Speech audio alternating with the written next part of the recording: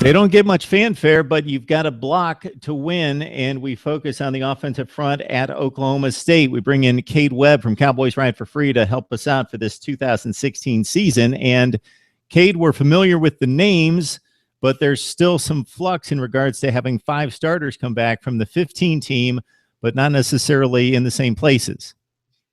Yeah, absolutely. Really, the offensive line at Oklahoma State has gotten a poor reputation around the league and within its own fan base, really, with being kind of weak and not really stepping up to the run game. The names are all the same. Everybody that was there last season is going to be here this season. So that's a plus when you look at it that way. But you also look at the fact that these guys have been together for 2 seasons and really nothing has come from them. So this is kind of the barometer for success with the new coach. Bob Connolly left for USC. He was the offensive line coach in 2014.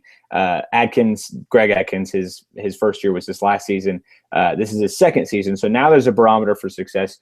You want to see what these guys can do, especially because they've all been there for a long time. You hope that there's some growth there. The addition of Larry Williams, JUCO left tackle, out of East Carolina by way of Hutchinson Community College, 6'7", 320. He's a big guy. Was highly touted out of junior college, but I've read things that have said he needs a little bit to grow. But if he grows into what they think he can, he'll be a force on that offensive line and hopefully solidify it. You may notice with the addition of him, you may see a lot of shifting on the offensive line. Victor Saleko was a left tackle last year. He transferred from UAB after they shut that program down and then unfortunately brought it back. But Victor Saleko is back. You may see him move into the interior of the offensive line. Zach Crabtree will probably stay on that right tackle position. Right tackle. And you may see a little switch with Brad Lundblade at center. I'm not really sure where he fits in this scheme with the addition of Larry Williams.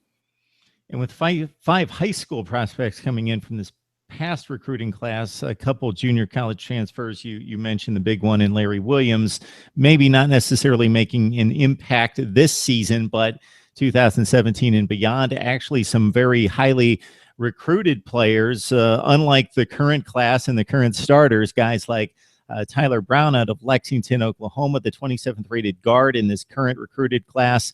Tevin Jenkins in the tackle position, a top 75 player, as was Dylan Galloway out of Coppell, Texas. So maybe some more talent coming into the fold in future years that's going to possibly redshirt or sit on the bench this year. But you seem to be all set to go. A pretty good pass blocking line, but need a bigger push up front running the football, right, Cade?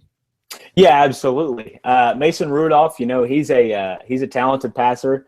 He's really got what it takes to be an elite quarterback, not only in the Big 12, but in the country. And the offensive line did a really actually pretty good job for how bad they were running the ball. They did a pretty good job throwing the ball. They gave him time to throw, and with this offense, it's a quick release scheme.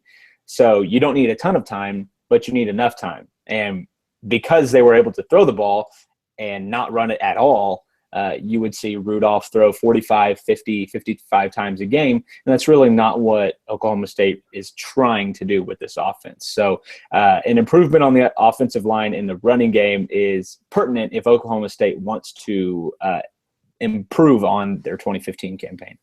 All right, Cade Webb joining us from Cowboys Ride for Free, the SB Nation platform for Oklahoma State football and athletics. Appreciate the time, Cade. Absolutely. Thanks, Mark.